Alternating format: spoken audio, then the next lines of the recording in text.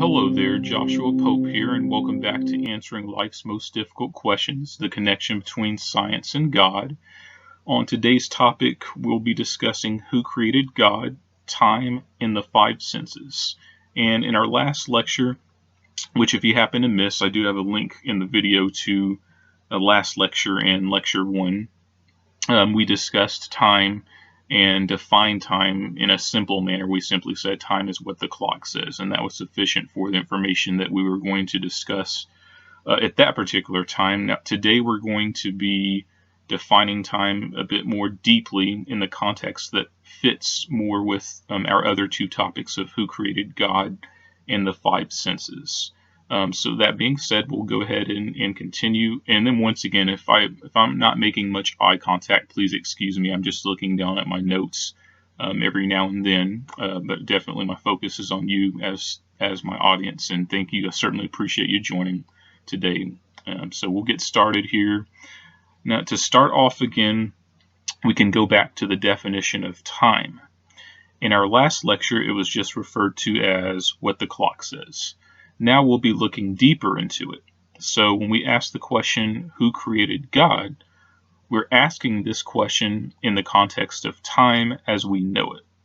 So now we can look at time references in the Bible and any events that occurred possibly before time was mentioned, which may be difficult to imagine, thinking about an event that occurred before time. But we're going to definitely be discussing those things. And this brings us to the first part of the 4 days of creation. As mentioned in the previous lecture, the reference, there was evening and there was morning. The whichever day is just a reference to understand the separation and order of the days of creation, but not literally like time that would be on a watch. And so having said that, when we look at the first day, God says, "Let there be light." And God separated the light from the darkness. This again is not a reference to time itself, but it's rather a reference to an event that occurred. And this was on the first occurrence. Now the second day, it says God said, "Let there be an expanse." And it's important to make a note of that word expanse because we'll be going back to that a little bit later today. So please keep that in mind. Let there be an expanse between the water to separate water from water. So God made the expanse and separated the water under the expanse from the water above. And again, this is not a reference to time itself, but an event that happened in second in order. So we're just talking about sequences of events here. This is the second sequence, or referred to the second day. Now, it's important to know, based on study, that when God refers to waters, he's not speaking strictly about drinking water. When we think about water, we may be thinking about pretty much, I think we've all heard of the phrase H2O water. So God, when he's talking about separating the waters, he's not speaking strictly about drinking water. He is referring to water below as the water that we are aware of, but when he's talking about the water above the expanse, this is in a context of meaning like a different element that God is referring to as water, or as a form of water. So that's day 2. Now on day 3, again, we have no reference to time specifically. Now finally, on day 4, we have a reference to time as we perceive it being created, or rather the flow of time. Day 4, it reads, "And God said, let there be lights in the expanse." And again, we have that word expanse there, "of the sky to separate the day from the night, and let them serve as signs to mark seasons and days and years."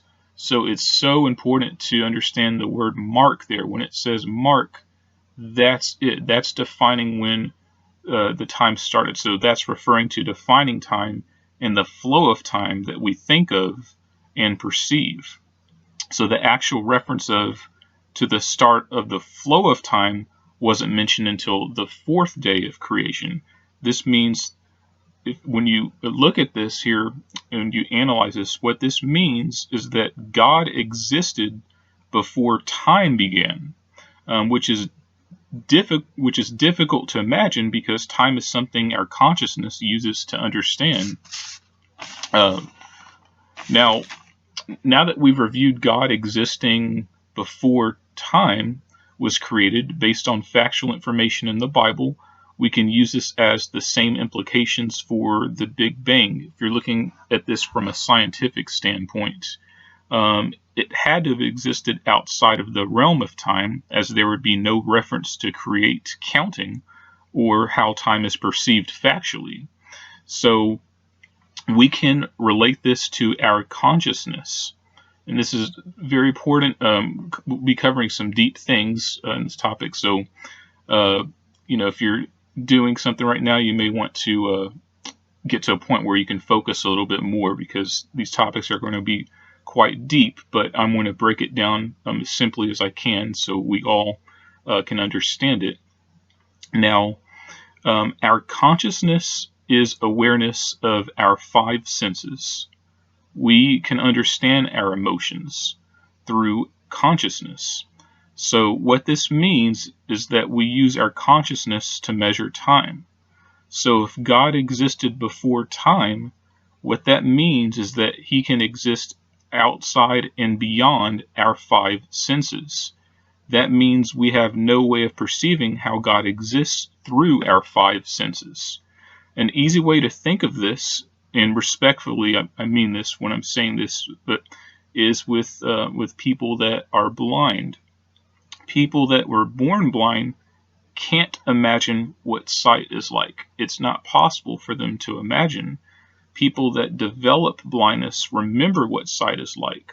Now, part of how we measure time is with sight. This is factual in perception. So we can now think like this. If every person in the world was blind, we wouldn't know it. Our universe would be measured differently than it is with sight. So no part of our consciousness could understand it.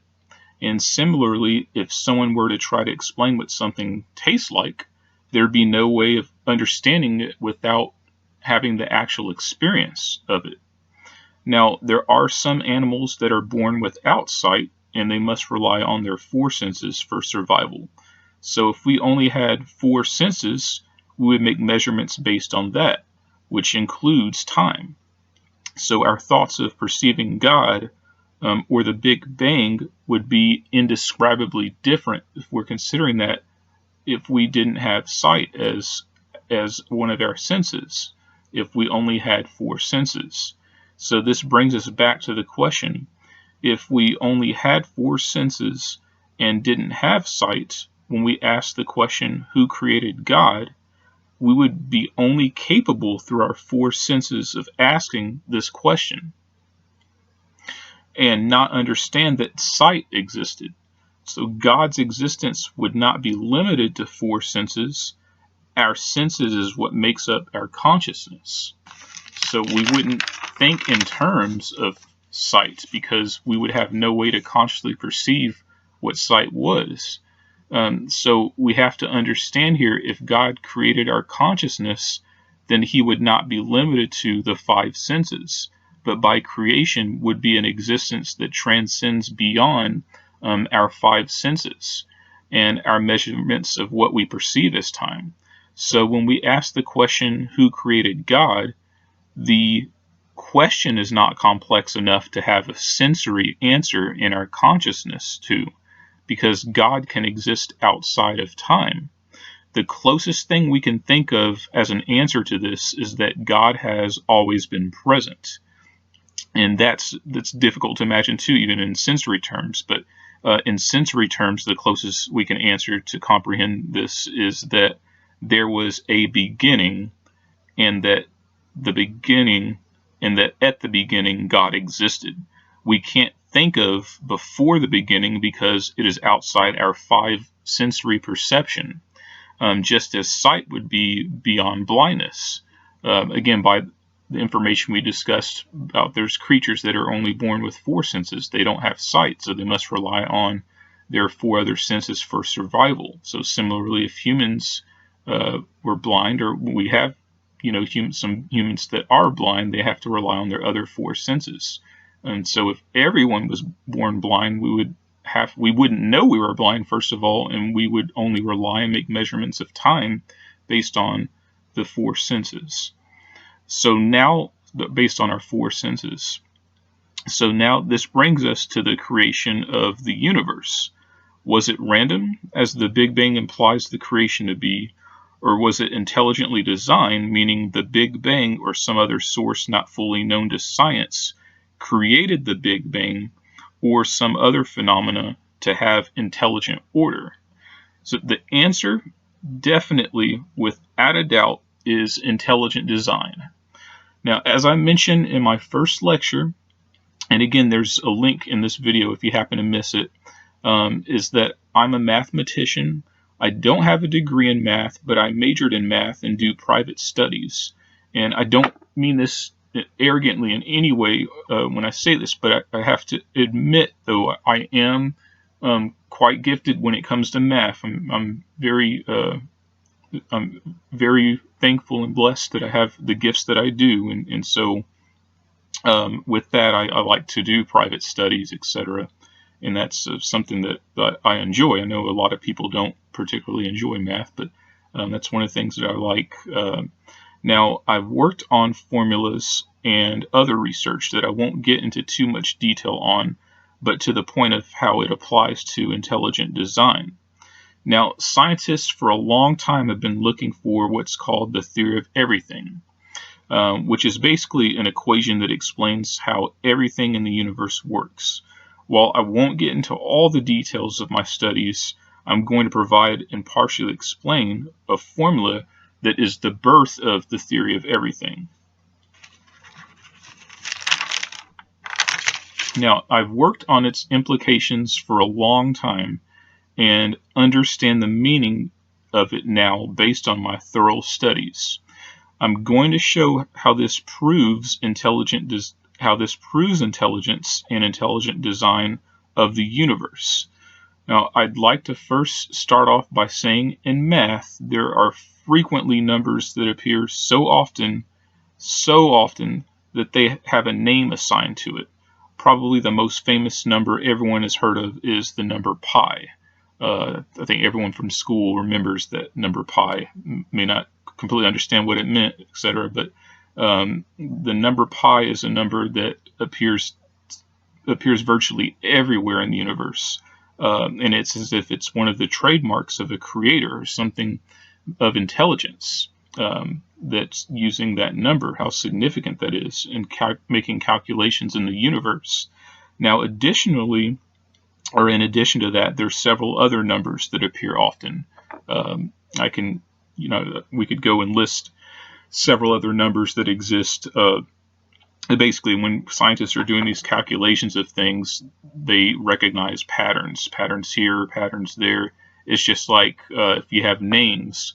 Well, John Smith seems to be a very common name, so a lot of times people use John Smith or Jane Doe as a common name. Well, in a sense, pi is like a John Smith, or another number would be like a Jane Doe. These just appear so often that it's incredible. Again, it's like a trademark of something intelligent that's designed our universe. So some of you may have heard of the Fibonacci sequence, which involves patterns that appear virtually everywhere as well, like pi. So that's just giving you another example. Now, it was important for me to share that with you before we proceed, so I can explain to you how powerful this formula is that I'm about to express, and how I have, through rigorous studies, deciphered its meaning. Mathematicians have known of this equation for a long time, but did not understand how it works or what it means. And here is the equation, very simple. Hopefully you can see this here, but I'll raise it up. I don't quite know if you can see that. Oh, but you may not be able to see it well, but it's an equation that, and it's probably backwards for you here, but the equation is read e to the I pi plus 1 is equal to 0.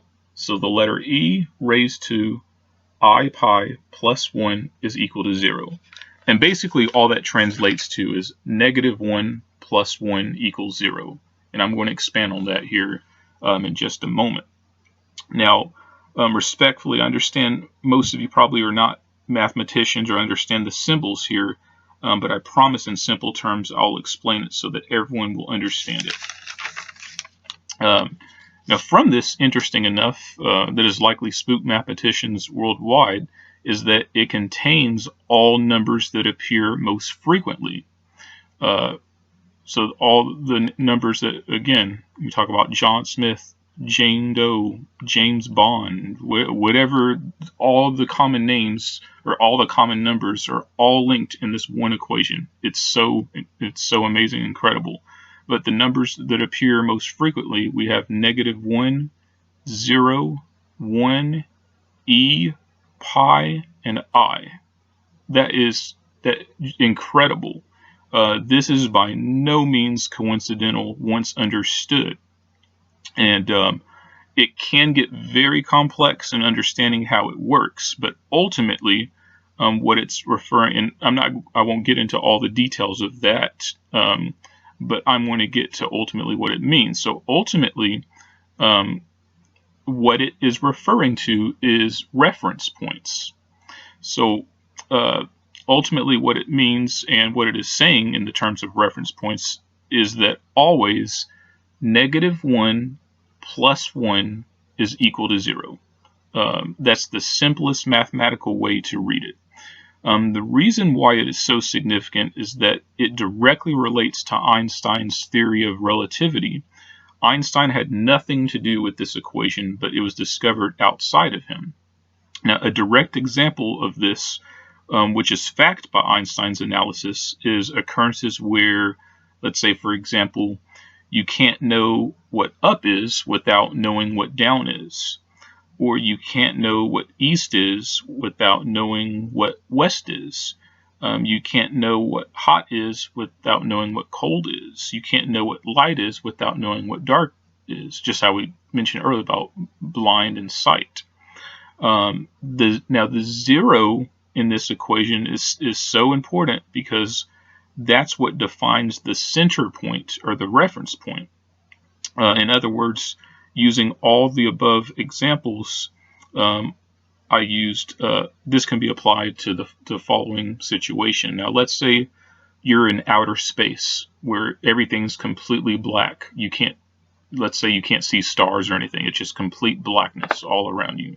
There's nothing that you can see except just yourself. Now, let's say you're on a seesaw, and then you have a friend that's on the other side of the seesaw.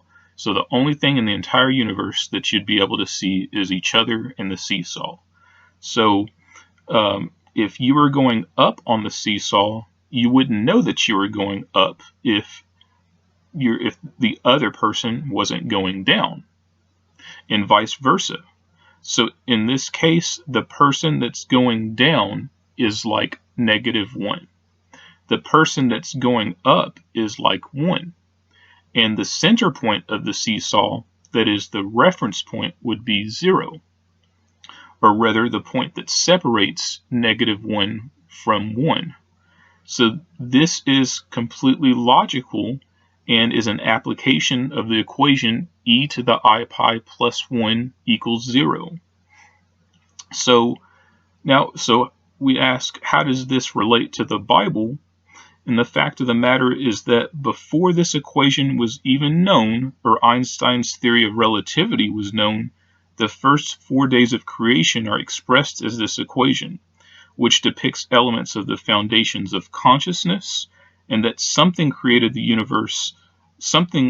created the universe is applying this without us even understanding its meaning, indicating it was planned out, which indicates intelligence.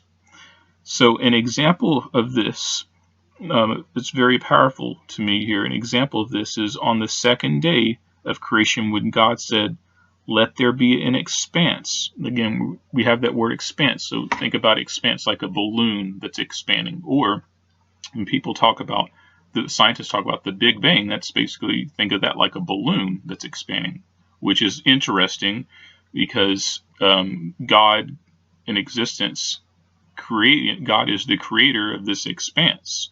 So regardless if you're looking at the Big Bang causing the sequences of the universe or if it was created differently, one thing we know for sure is that an expanse was made. And it's interesting that it has been defined and measured that the universe is expanding. So an example of this, again, just going back to that, is on the second day of creation when God said, "Let there be an expanse," and it's before we knew about the Big Bang or any of that nature, but let there be an expanse to separate water from water, the water above from the water below. And when we think of relativity, this is before Einstein, and it follows the equation e to the I pi plus 1 equals 0, where the water above is 1, the water below is -1, and the separation is the reference. The separation is the reference point to perceive up from down, or left from right, east from west, diagonal point to other diagonal point. So this is the point to perceive up from down, left from right, etc., also referred to as the origin. This is what our consciousness would use to make sense of our sensory perception that is being created. Or in terms of the equation, it is referred to the central point, the zero of the equation. So again, I know it may be a lot to take in at once here. Essentially, what I'm indicating is that the water above being like the 1, the water below being the -1, and the point where the expanse is taking place at, the central point being the 0 of that. And so we have the equation e to the I pi plus 1 equals 0. Again, this is before Einstein's theory of relativity, or before this equation was even known. So again, we look at this universal law before Einstein existed and before the fundamental equation. It applies the intelligence of this equation. Again, e to the I pi plus 1 equals 0. I apologize if I was a little bit repetitive there. I got there's a little bit ahead of what I had written here, but e to the I pi plus 1 equals 0, which is an independently derived equation of relativity. So this is an equation of relativity that's independently derived. This is not something that Einstein discovered here. Now, to put the importance of this equation in a meaningful way so that everyone understands it in terms of math. In terms of math, this is like the equivalent of saying this is how significant this equation is and how much intelligence this equation has in it.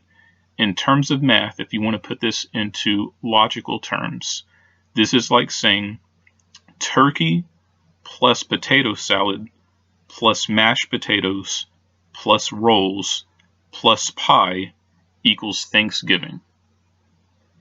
That's how much it reveals and shows the intelligence of this equation. That's just phenomenal to think about something like that. The interesting thing is the equation is independent of time. There's no mention of time in this equation. There's no need for time. -1 plus 1 equals 0. There's no need to reference time itself in that absolute calculation. Is that -1 plus 1 equals 0, meaning there was an existence outside of what we perceive as time, and therefore we're not able to consciously perceive that state of existence through our 5 senses, just like we couldn't imagine color without sight or taste without the actual experience of it. Our Creator is beyond our state of consciousness. So the Creator is an intelligent designer or a God. And based upon significant facts we will discuss in future lectures, I will show that this God is the Christian God of Christ. There is so much proof and fact in the Bible that I will show that this God, the Christian God, is the intelligent designer. So again, as far as time goes, God created time, which means he's not limited to it, but can exist in a state without it. So when we ask, who created God? The question is asked in sensory terms, implying God only exists in time. But since God created time, it's not complex enough to ask. Because we're expecting a sensory answer, in our five senses. The closest we can imagine this in sensory terms is that at the beginning there was God, and there was nothing before the beginning, because it would be an existence outside our consciousness. In a sense, God created the beginning. And God is not limited to time. He's beyond our state of consciousness. So the answer, when we ask the question, who created God? The answer is God can work outside of time, and it's beyond our consciousness to understand the question. And e to the I pi plus 1 equals 0 exists outside of time. So that being said, that's the significance of what I wanted to discuss in today's lecture. And so once you know, that concludes today's lecture. I hope that that's touched your heart, what we discussed today. I thank you so much for watching, and I hope to see you on my next lecture, where we'll be discussing how there's too much judgment in church on others and how we should live. So if you want to subscribe to my channel, that's fine. My biggest focus is just maintaining you as my audience. If you have any questions or comments, please feel free to leave them in the comment section. I'll try to have another video out, I say each time, about every 2 weeks. I strive to do about every 2 weeks if I can. If sooner, that's great, but that's what I definitely strive to achieve. I've included some links below in my email address if you're interested or would like to contact me. So I look forward to seeing you again. And as always, I like to say, no matter what anyone says to you, remember, you're always worthy of love. Let no one tell you otherwise. And that being said, I just want you to know that I send a warm heart to you, and I hope that you have a good week. We'll see you next time.